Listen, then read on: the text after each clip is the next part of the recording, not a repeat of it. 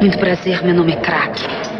Essa que você ouviu agora é a atriz Cláudia Ohana, em um comercial antidrogas dos anos 90. Leva apenas 15 segundos para chegar ao seu cérebro.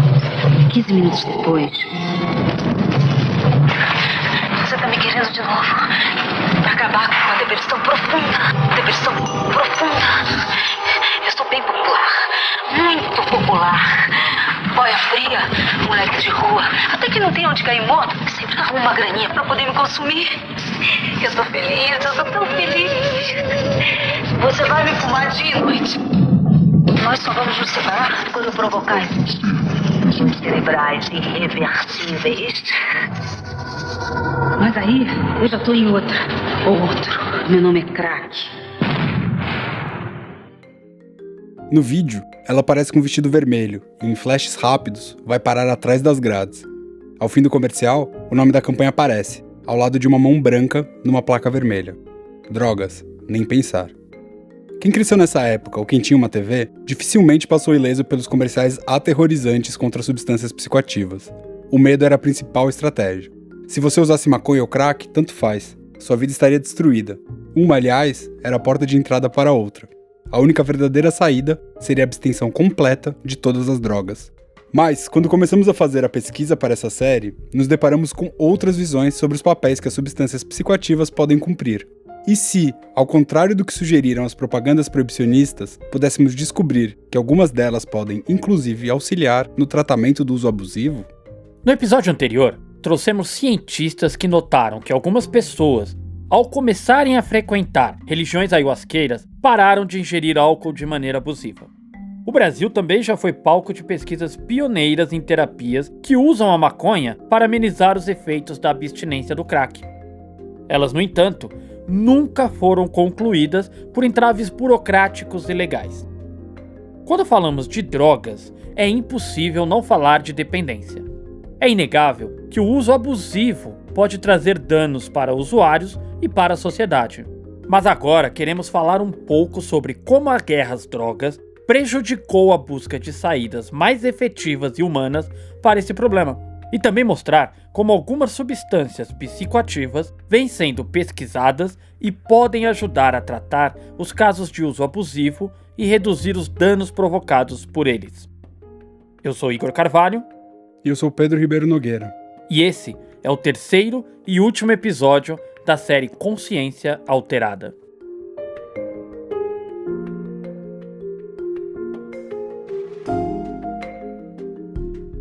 Antes de começar a falar sobre as pesquisas com substâncias psicodélicas que podem ser utilizadas como tratamentos para dependentes químicos, a gente precisa explicar duas coisas. A primeira é a política sobre drogas, e a segunda é o que significa de fato a redução de danos. Então, primeiro, vamos fazer um breve resumo do que tem sido a política de drogas no Brasil. O Decreto número 2961, de 1914, é tido como um dos primeiros regimentos legais que trata da proibição de drogas no país. O decreto falava que era necessário combater o, abre aspas, abuso crescente do ópio, da morfina e seus derivados, bem como da cocaína. Vale ressaltar que 2 anos antes, em 1912, o Brasil foi signatário do protocolo suplementar da Conferência Internacional do Ópio, ocorrida em Haia, na Holanda, quando foi aprovado um documento internacional que recomendava a proibição de opioides na sociedade. Segundo o jurista Nilo Batista, a política de drogas brasileira começou a partir deste momento a obter um formato mais definido, na direção do modelo sanitário, o qual prevaleceria até a década de 50. Cabe explicar que o tal modelo sanitário se caracterizava pela utilização de técnicas higienistas para tratar dos usuários de drogas. O higienismo consistia na mobilização de autoridades policiais, sanitárias e judiciais para remover o usuário de circulação. O dependente, então, era tratado como doente, como indesejado, e submetido a métodos similares aos utilizados nos casos de febre amarela e varíola. Ou seja, ele estava sujeito à internação compulsória, mediante decisão judicial, acompanhada de parecer médico. Olhando para o passado e fazendo um paralelo com o que ocorre atualmente em nossa sociedade, parece que pouca coisa mudou, principalmente na chamada guerra às drogas. É uma guerra que se dá muito diretamente e até de uma maneira letal, ou resultando em prisões ou violações de direitos diversas, nas pessoas que estão na ponta dessa cadeia produtiva.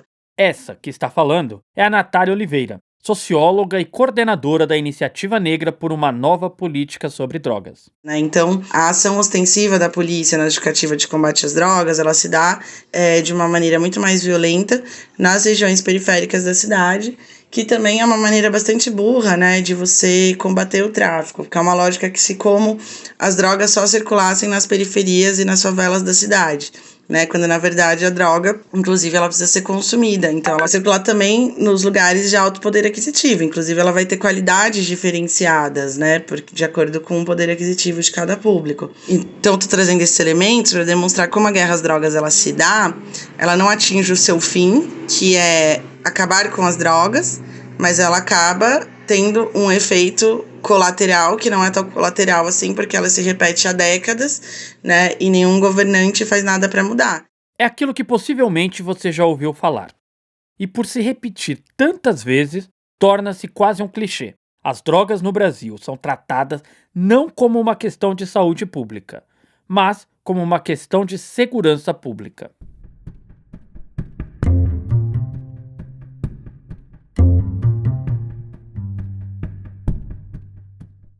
Em 2006, foi aprovada a Lei 11.343, conhecida como Lei de Drogas.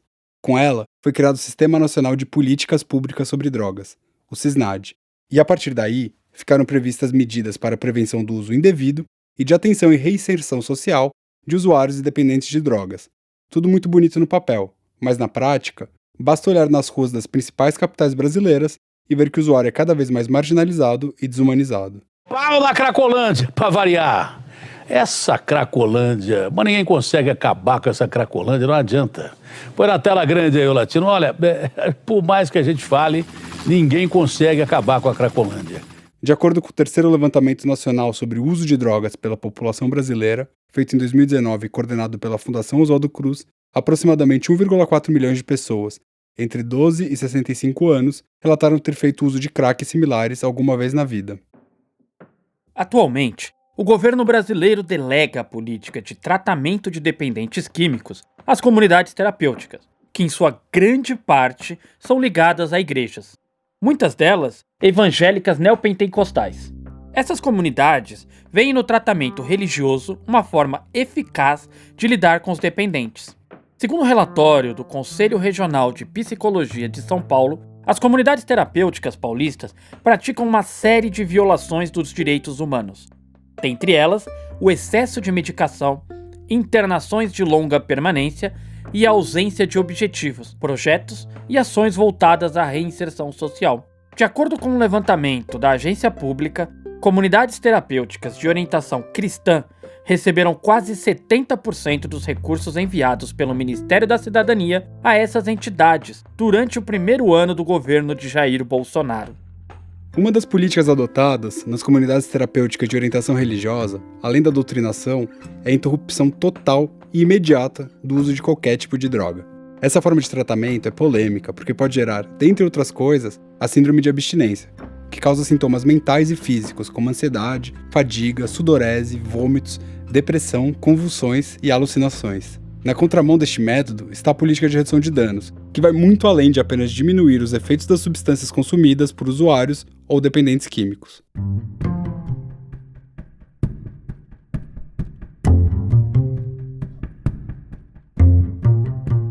A política de redução de danos visa principalmente minimizar prejuízos sociais e à saúde que estão associados ao uso de substâncias psicoativas.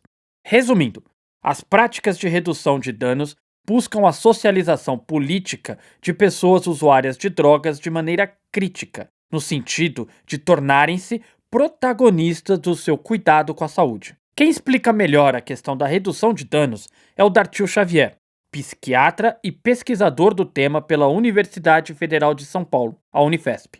A partir da década de 90, cai um pouco essa rigidez e o nosso grupo se desenvolveu muito a partir da década de 90, onde se constatou a falência da guerra às drogas e a falência desse discurso proibicionista, que ele não ajuda para nada, não ajuda nem para evitar os usuários de experimentarem as substâncias, né? Coisa que hoje a gente sabe que também a questão não é o indivíduo não usar. É muito mais importante do que ele não usar, é orientá-lo para ele saber usar, caso ele vá usar, Ou seja, isso é redução de danos, isso é prevenção. Dizer que você proíbe uma droga, você está fazendo prevenção? Não, você está colocando o indivíduo em maior risco. Porque daí o controle desse mercado é ilícito cai na mão do traficante.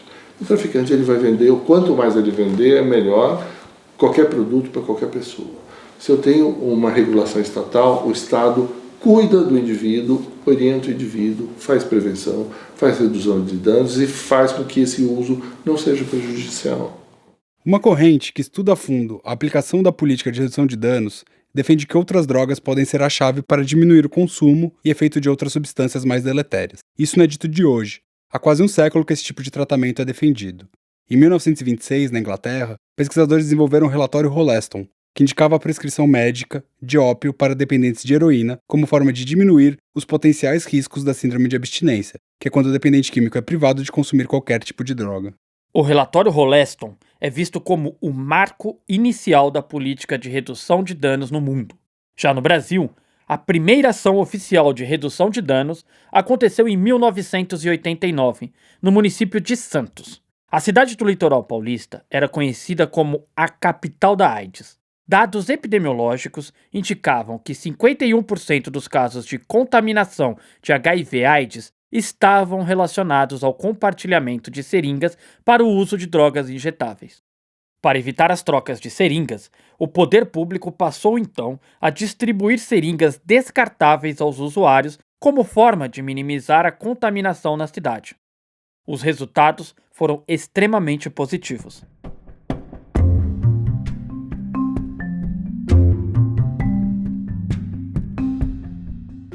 A experiência de Santos inspirou a implementação de políticas públicas e a atuação de coletivos e ONGs que até hoje lutam para melhorar o tratamento oferecido aos usuários. Eu faço parte de um coletivo de redução de danos aqui do campus. Essa é a Juliana Mendes Rocha, doutoranda do programa de pós-graduação em saúde mental da Faculdade de Medicina da USP de Ribeirão Preto. A gente é um grupo de alunos que a gente desenvolve trabalhos de redução de danos tanto com a população universitária, tanto com a população em situação de rua. E aí a gente tem trabalho no Centro Pop, que a gente está fazendo com os moradores de rua que frequentam e também com as mulheres em situação de rua. A gente tem 2 trabalhos paralelos. Além do trabalho de redução de danos com pessoas em situação de rua, Juliana é uma das primeiras pesquisadoras do país a conduzir experimentos com ibogaína e dependência do álcool. É provável que você não tenha entendido a palavra que eu acabei de falar há pouco. Eu vou repetir então. Ibogaína. Bom, vamos deixar com a Juliana, que é especialista no assunto, que ela explica melhor. A ibogaína ela é uma raiz africana, alucinógena. Ela vem de países da África, como Gabão, Camarões, e ela é utilizada numa religião chamada Bwiti, em rituais mágico-religiosos. E já tem um uso tradicional naquela região. E ela começou a se expandir no mundo por conta de um possível efeito antiadictivo e para tratar a abstinência, principalmente de opiáceos. Então ela começou a se popularizar principalmente na Europa, em que há inúmeros casos de uso da ibogaína para tratamento de dependência a opiáceos. Mas não há nenhum estudo clínico que comprove esse efeito e que realmente diga, né, qual que é a dose segura, como trabalhar com isso. E agora a gente vai fazer o primeiro estudo clínico aqui no Brasil com a ibogaína para dependentes de álcool. Aqui a gente já tem também algumas clínicas que usam a ibogaína, que a gente tem já centenas de pacientes que foram tratados com essa substância. Esse número está cada vez mais crescente e isso faz com que nós, da área acadêmica, da ciência, investiguemos, né, qual que é a real propriedade dessa substância, como que utilizar de forma segura, para também acompanhar essa tendência aí desse uso da substância. O uso da ibogaína é ilegal no Brasil, e sua comercialização para finalidades terapêuticas é proibida pela Agência Nacional de Vigilância Sanitária, a Anvisa.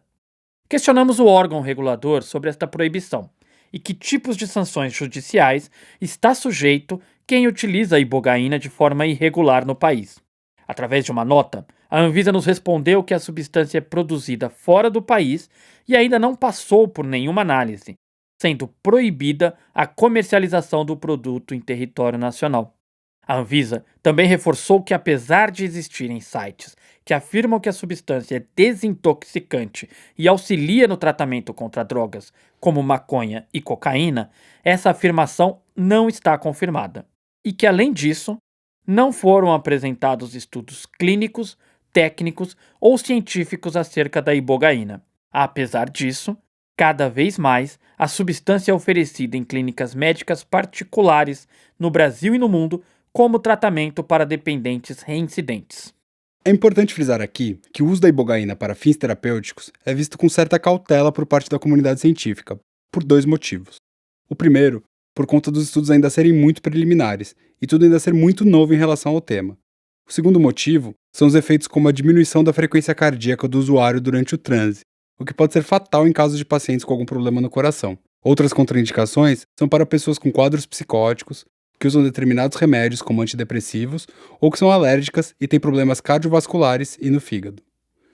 A Juliana explicou um pouco pra gente como vai ser o estudo dela, feito dentro de um hospital e seguindo todos os padrões de segurança. Por conta da pandemia, o estudo foi adiado. A entrevista com ela foi feita em março, um pouco antes do início da quarentena. Sim, meu estudo é um estudo que é pioneiro, é um estudo preliminar, então nossa amostra não vai ser uma amostra muito grande. A gente vai fazer uma amostra de 12 pacientes e a gente vai trabalhar com escalonamento de doses. Então a gente vai começar com uma dose pequena e vai aumentando para avisar principalmente a segurança do voluntário, por ser um estudo pioneiro. E aí as pessoas que a gente vai convidar para participar no estudo são pessoas que têm a dependência do álcool, que a gente vai conseguir através do contato dos pesquisadores e de profissionais da área. E vamos convidar essas pessoas para participar do estudo.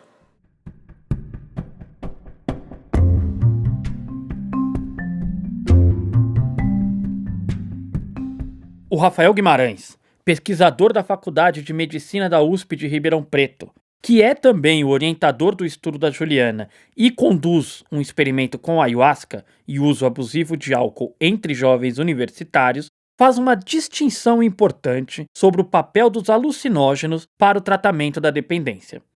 Segundo ele, eles não funcionam como terapias substitutivas, ou seja, não é como o caso da metadona, que é usada para combater a dependência da heroína. No caso dos alucinógenos, na verdade, é uma das principais coisas que motiva essa pesquisa. Por quê? São substâncias em geral que não são tomadas todos os dias, né? De maneira geral, são drogas tomadas poucas vezes, com um espaço de tempo grande entre elas, e a gente ouve relatos de recuperação de dependência química com poucas doses. Então, a ibogaína é um exemplo mais claro, né? A gente tem alguns relatos de pessoas que utilizaram 1 ou 2 doses de ibogaína e ficaram 1 ano ou mais sem pensar em usar heroína. Algo que é bastante relevante se for comprovado, né? Porque são substâncias que produzem uma dependência intensa e que o tratamento não é eficaz. Inclusive, para as dependências em geral, os tratamentos eles têm muitas limitações, né? Para o álcool, a mesma coisa.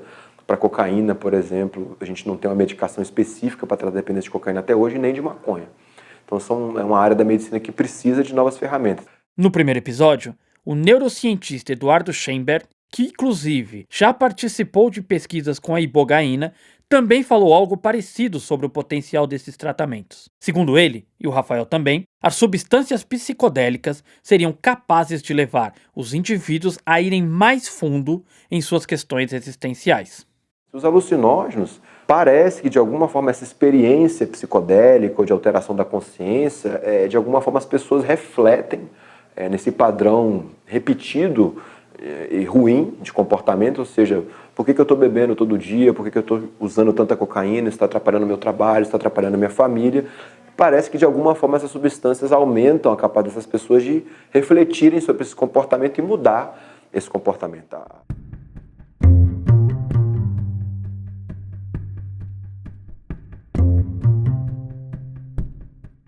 Ouvindo o relato dos pesquisadores nestes 3 episódios que apresentamos sobre estudos com substâncias psicodélicas em tratamentos médicos, é possível afirmar que existe um mundo de possibilidades para avanços nessas pesquisas.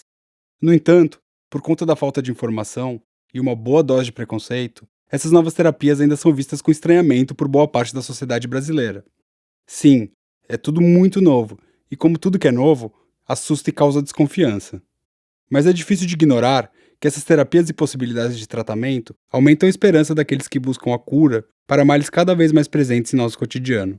Ao longo do nosso projeto, nos deparamos com a dificuldade de diversos pesquisadores em conseguirem levar adiante seus experimentos por conta da burocracia, problemas de importação e o tabu que cerca as drogas.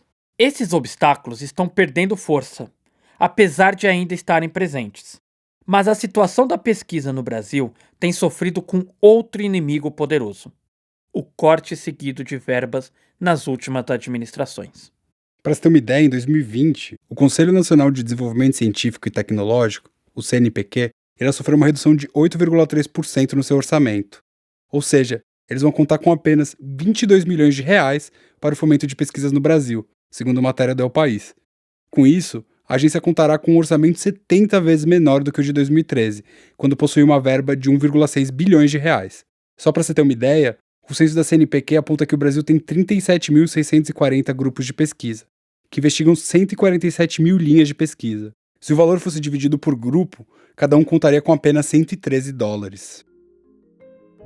Aí a gente perguntou para Juliana, como é que é fazer ciência, e ciência que lida com tabus, nesse contexto? E vamos encerrar a série com a resposta dela. Eu acho que é um desafio, né, muito grande para nós, ainda mais que a gente trabalha numa área que é pioneira, que a gente está abrindo caminhos novos, então tudo que a gente faz é novo, e o que é novo acaba gerando uma estranheza para a população em geral.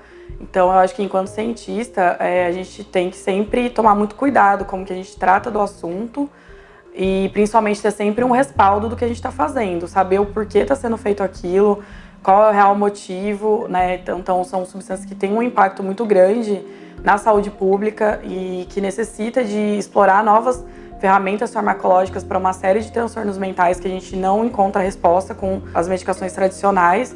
Então o que a gente faz tem uma legitimidade e principalmente é extremamente ético, porque tem uma relevância para a população em geral e para a saúde pública. Então é sempre ter isso em mente e dialogar baseado em evidências. Eu acho que quando você tem um diálogo que sai do senso comum e parte de uma evidência científica, que a gente tem um respaldo do que a gente está fazendo, que a gente está cercado de profissionais capacitados, a gente sai de um diálogo moralista e começa a realmente falar de ciência, e é um avanço científico e tecnológico. Obrigado por terem acompanhado a gente até aqui. Quem quiser saber mais, pode conferir as matérias O Quase Consenso da Maconha e Cientistas Desafiam Proibição e Fundam Associação para Produzir Cannabis, que a gente publicou aqui na agência pública. Esse trabalho foi desenvolvido a partir de uma bolsa da Fundação Gabo, em parceria com a agência pública. A reportagem é de Ruth Pina, Pedro Ribeiro Nogueira, Igor Carvalho e tem o apoio de Stefano Wrobleski. O roteiro deste episódio é de Gil Luiz Mendes e Pedro Ribeiro Nogueira. A edição de som é de Otávio Correia. A edição de texto é da Andréa Dipp. Este podcast foi gravado no estúdio Jacarandá.